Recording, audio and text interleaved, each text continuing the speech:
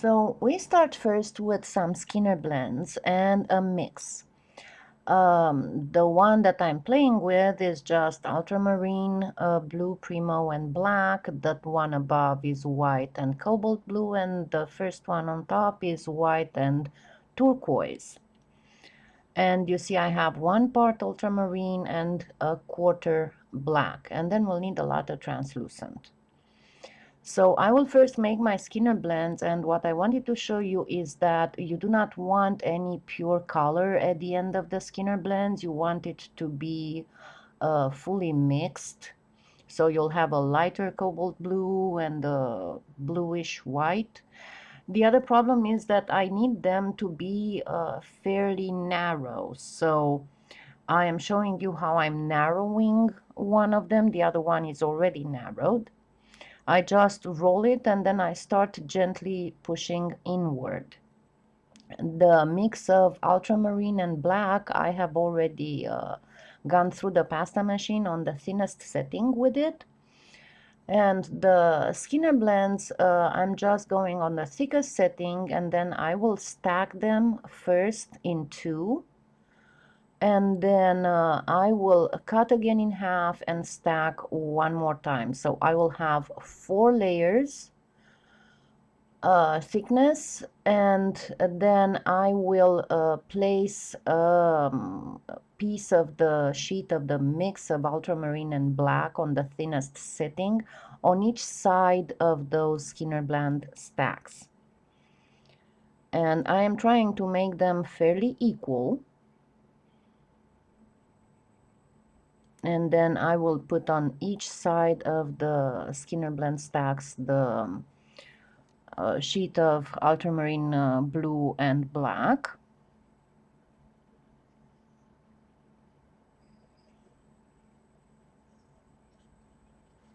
Because I need that mix to be very, very, very thin, barely noticeable, but still do an enhancement between the color and the translucent.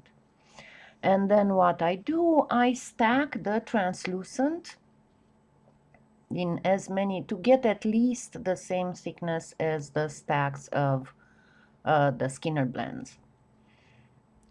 So practically it would be stacked in 8. It's more like 6, but it's fine.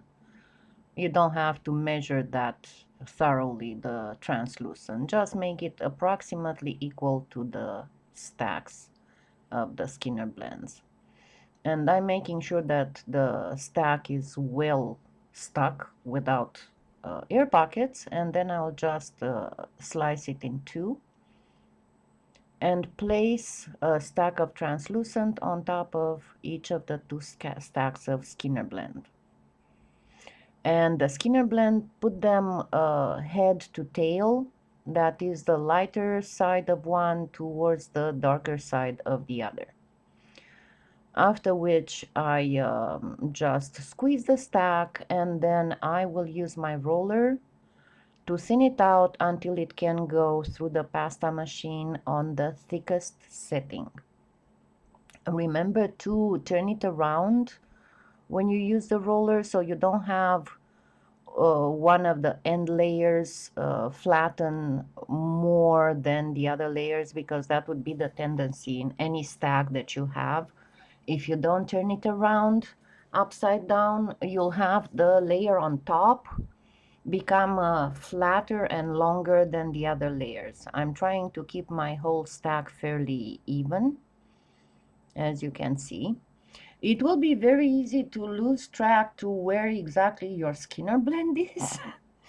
And that is fairly important when you when you do the final stack, but that's easy to see when you will trim it. And you'll see that in a minute. So I'm checking to see if it would be thin enough to go through the pasta machine. And once I decide it is, I start trimming it.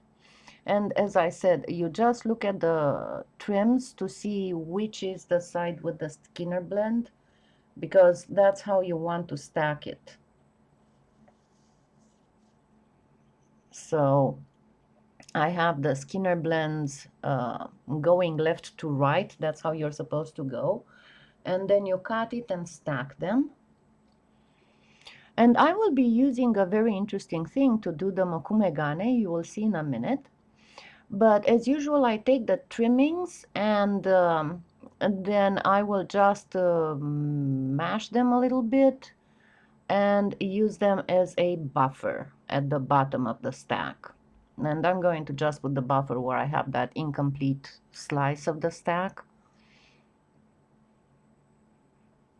trying to flatten it and extend it to be pretty much the size of the stack.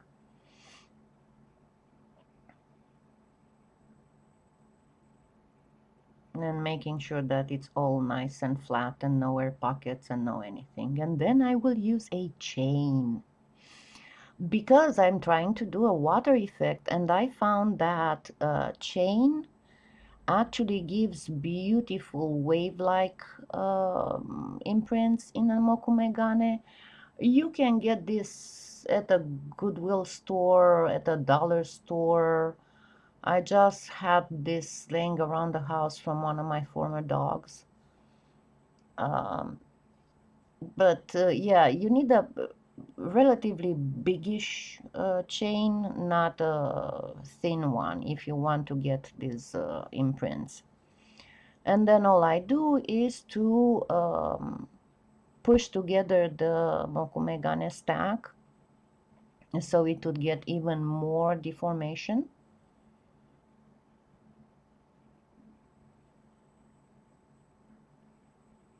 Just pay attention to be equal and even when you push, to push equally from all sides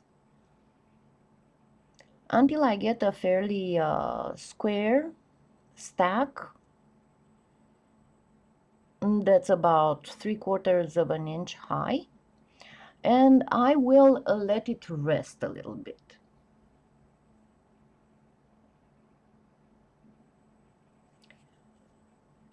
After which I will start slicing it. You need slices, not shavings out of this, and make the slices be anywhere between 2 and 3 millimeters because you want to get the full 3D effect. Wherever you see gray in here, it's actually the translucent, and that will be transparent. It will give a glass-like effect. So I keep cutting because I'm going to make several pieces and a few earrings as well. And I will show you how I make one of the pieces, and then at the end I'll show you a couple more pieces made with this technique. Now for the next step, I am making a jelly roll with white pearl and peacock pearl. I'm just going to do a barbed cane and out of it a smaller cane that I'm going to use as a bezel. And I'm tweaking it a little bit. So I am plugging the jelly roll and then I am wrapping it in a mix of white and white pearl, half and half, on the thinnest setting. And then I will take some black on the thickest setting. And first I am cutting the jelly roll in 4. And yes, there is a reason why I'm doing this after cutting and why I did not wrap directly the jelly roll in the black, because it stretches differently. I am placing a piece of the black on the thickest setting and on the outside of that quarter, pretty much on top of the white. After which I will do exactly like in any normal regular barbed cane. I will be pulling the edges of that black towards the center of the quarter of jelly roll. After which I am flattening a bit the quarters and putting them together in length.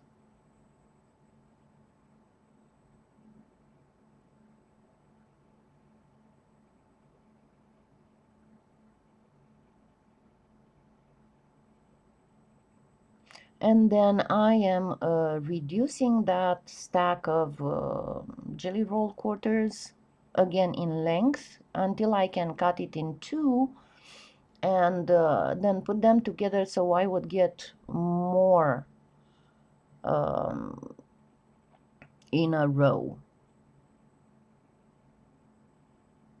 And then I'm squeezing them again until I get them pretty much in a square.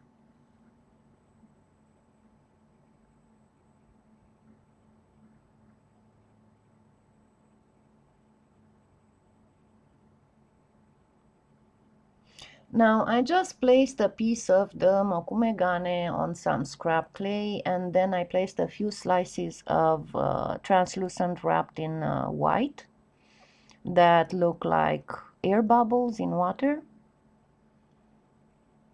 And I will be baking it on my little vase that's awesome for pendants, for a dome effect.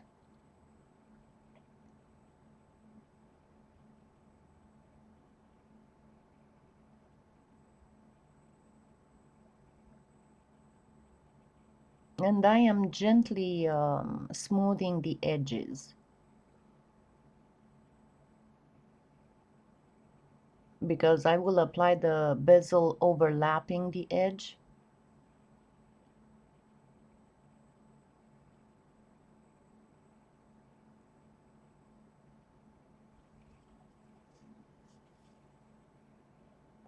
Now, I already got some of the scrap from the cane, and you see I didn't fully mix it because I like how it looks like, and I placed some making texture on it. I removed a little bit of the black because it seemed to me it was a little bit too much black on that barbed cane. And then what I'm doing, I'm actually changing the corners of that square so that the little barbed-like things are in one of the corners. They are not along one of the sides of the squares.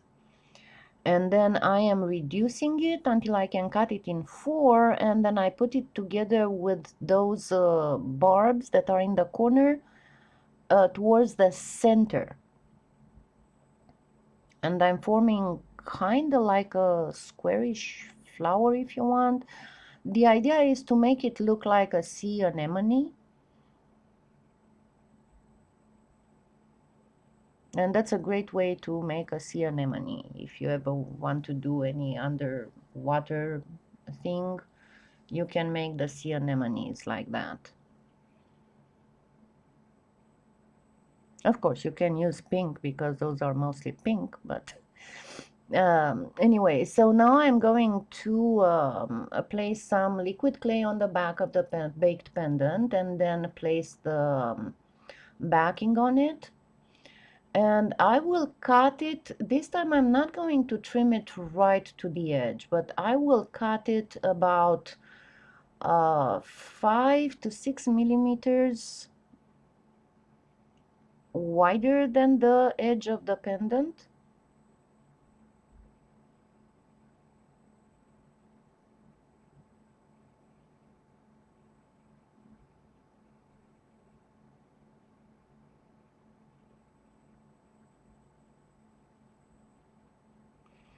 After which I will be taking all those remnants and get them through the pasta machine on the thinnest setting. And I will start placing slices of the barbed cane in length, so I would form a strip. That would be about 1.5 to 2 millimeters wider than the edge I have left on the pendant backing. Then what I do, I just level the whole thing up, and then I cut the strip and I place it with one edge on the edge of the pendant and the other edge overlapping a little bit the pendant itself. You see I'm cutting a corner.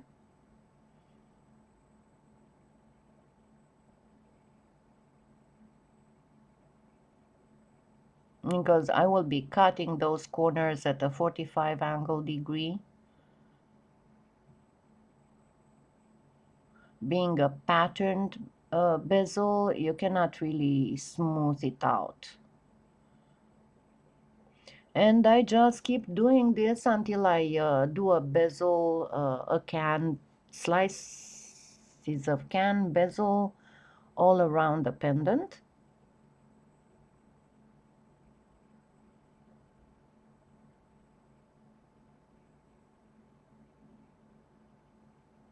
I did not place liquid clay there because there's no need. The backing is raw, and it's already holding in place the frame. After doing that, I'm getting a little bit of duo blue-green pearlex and place it on the back. Just the elevated reason areas, not the whole thing. Then after I bake it again, I am placing some bake and bond on the edges, and then I'm going to place some strips.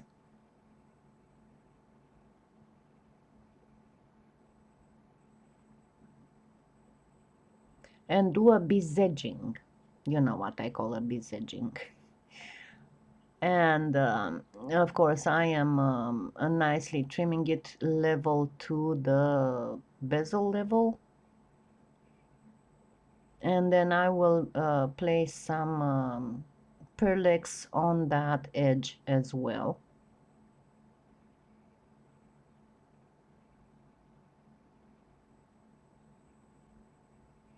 But first I need to make a bail. So I placed again some of the making texture, and I am rolling a strip around the dowel.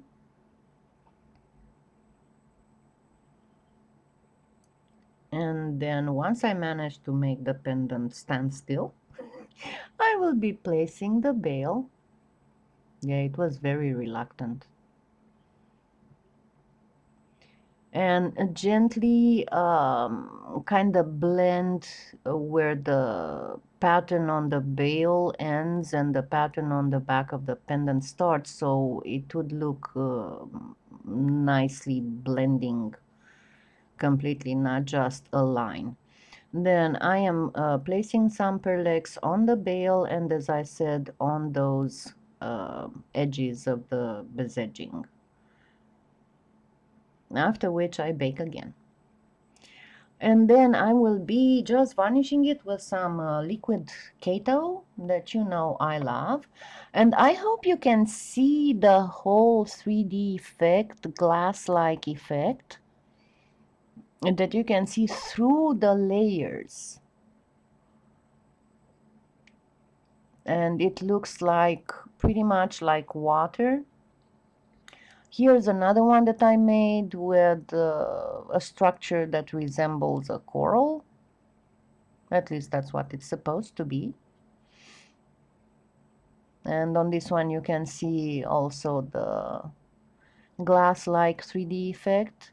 And then I'll show you another piece that's made with the same technique, but it's a different colors Mokume gane that is reminiscent of a beach and has only the middle with the translucent 3D water effect. The edges are not. So I hope you liked it and you will try it yourself. Of course, you can use all kinds of other colors. I just showed it to you in blues. So happy claying!